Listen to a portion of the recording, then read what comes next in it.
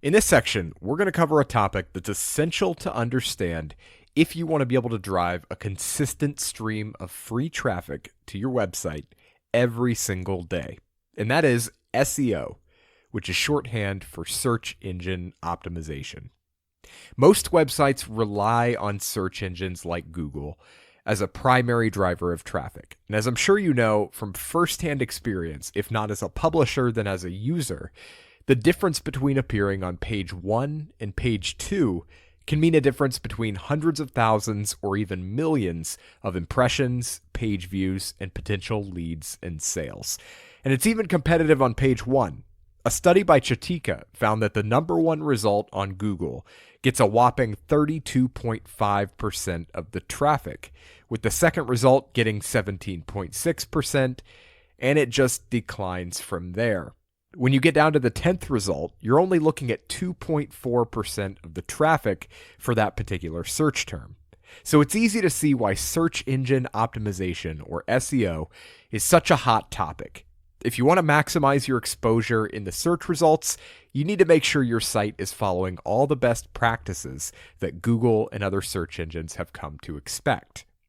Now, whenever I talk about SEO, I like to preface my advice with the fact that there are a ton of shady SEO tactics out there, but I'm not a fan of those, and we're not going to cover them in this course. You see, my philosophy, not just in SEO, but in all of marketing, is one of long-term value.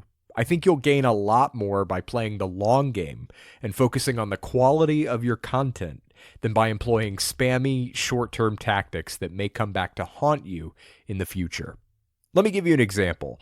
Years ago, sleazy marketers realized they could get a lot of backlinks, which are kind of the currency of SEO, by going to thousands of random blogs and leaving incoherent comments with links back to their sites. That actually worked for a while, but eventually Google got wise and penalized all of them. Well, at the time, I was the editor of a popular tech blog that had been absolutely ravaged by these spammy comments, and I started getting emails from companies begging me, even offering money in some cases, to remove the spammy comments their old SEO agency had left on their behalf because those links were now negatively impacting their search rankings. Please don't make that mistake. SEO is a long-term game. You can get plenty of backlinks by earning them over time and doing other kinds of legitimate promotion. If you feel the need to game the system, your content probably isn't good enough, so you should focus on fixing that first. What we are going to cover in this section is on-site SEO. That is, optimizing your site's code and content to maximize your visibility on Google and other search engines.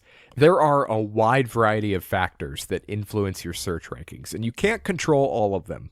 But it's important to optimize the things you can control to put yourself in a position to succeed. That's what this section of the course is about.